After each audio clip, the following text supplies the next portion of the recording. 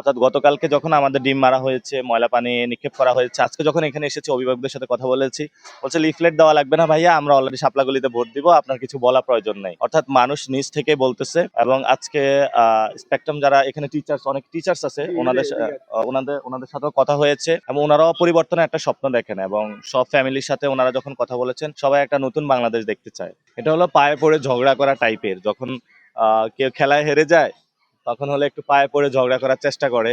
অর্থাৎ মানুষের যখন স্কিল সেট না করে, অর্থাৎ আপনি ফুটবল খেলতে নামছেন, তো একজন হলো ফুটবল খেলার স্কিল নাই, সে হলো শুধু হলো শরীর দিয়ে হলো গোল দিতে চায়।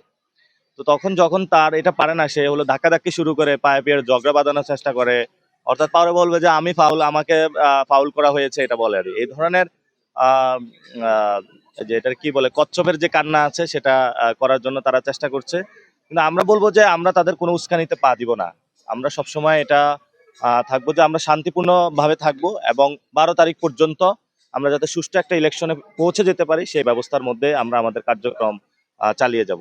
না, আমরা ভয় পাই না, কিন্তু ভোটারদের মধ্যে একটা ভয় দেওয়ার চেষ্টা করছে। অর্থাৎ ভোটাররা যদি ভয় পায় তাহলে ভোট কেন্দ্রে আসবে না এবং তারা চিন্তা করবে যে এখানে কোথাও যদি মারামারির আশঙ্কা থাকে বা কোনো কিছু থাকে তখন তো তাদের মধ্যে একটা প্রবলেম হবে। কিন্তু আমরা বলবো যে সবাই নির্ভয়ে ভোট দিতে আসুন, কারণ ভোটটা কোনো ব্যক্তির অধিকার না, ভোটটা আপনার অধিকার। আপনার অধিকার আপনি অবশ্যই প্রয়োগ করতে আসবেন এবং কেউ যদি বাধা দেওয়ার চেষ্টা করে সবাই সম্মিলিত হয়ে তাকে প্রতিরোধ করবেন। এবং আমরা অলরেডি বলেছি যে ভোট কেন্দ্রে ভোট দেওয়ার পরে কেউ যদি ভোট কেন্দ্রে ভোট বাক্স চুরি করতে চায়, আপনারা বাস নিয়ে থাকবেন, রেডি থাকবেন, তাদেরকে প্রতিহত করবেন। হ্যাঁ, এখনই তো গাড়ির মধ্যে তারা হকি স্টিক, আমরা শুনেছি যে বাঁশ লাঠি এগুলো নিয়ে ঘোরাফেরা করে। গুলিস্তানে কোনো হকি স্টিক নাই, সব যুবদল মানে কিনে ফেলছে আর কি।